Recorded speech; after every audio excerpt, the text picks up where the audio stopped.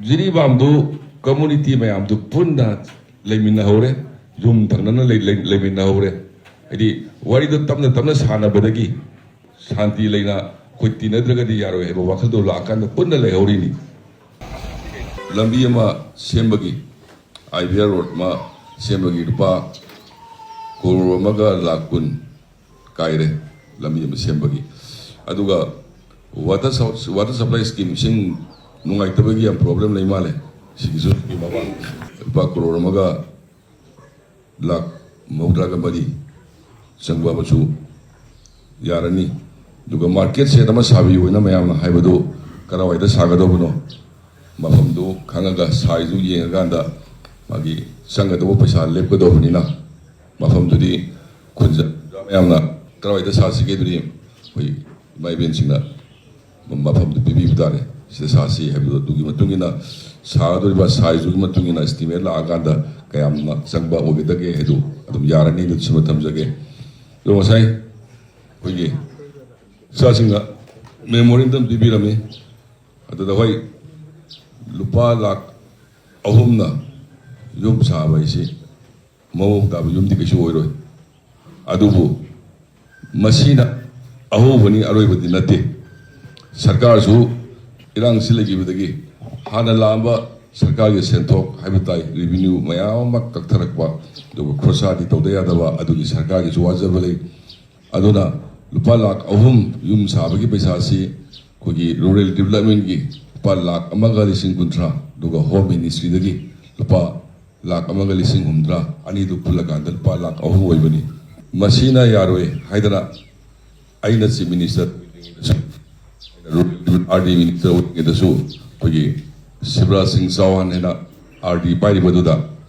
kanogi BC tawbuda ay thamjai maramdi pot chegi maban do ay kois da double oibani na yaroi hena dum haijabani khandaksu ay haiba lekti amatang mamang sepodasu adum taknarami aduna hujiki lak ahumdu adu ahubani aroi badati oi hegat pa yana bakan hona jage samna irang si thokra matungda lammen masing khari henget pa male irang si losen gadi sendan lambi leru daba manba aidi mi khara yawa male community amada hekta blame toroga haibudi no aite miloi baisi afabasu lei phatabasu lei adubu ai koi su punna yami nagadosi unaba yaram daba poto usi kakra unaba yare phone telephone phone to naba yada kai lerami thazan dabi changse aduki mati wang ambado aidi phanayam na phare e hai sima jo punna yami nasi aduga paisa na binai do aina jiri chaluba halakpa numin ini soda torbung du bom bokha aina busi wai khaladi lan lai edu mai to bom di yauri aidi khwaidagi prithvi gi chawkhatle haiba america gi twin tower do aeroplane amna thomjal laga thugai gi aidi khwaidagi intelligent CIA gaina khwaidagi mogi intelligent prithvi do wang aba CIA do twin tower thugai ni do khangau deba ada phattaba thabak tauba mina phattaba thabak torobusi sama da sama loina mak khangani isu ekoi security singda ngamdaba su leitana ko sarkar ga si seven ningdaba shanti pamdaba mi khara koi manipur da leire haidudi aidi tana su phawba howi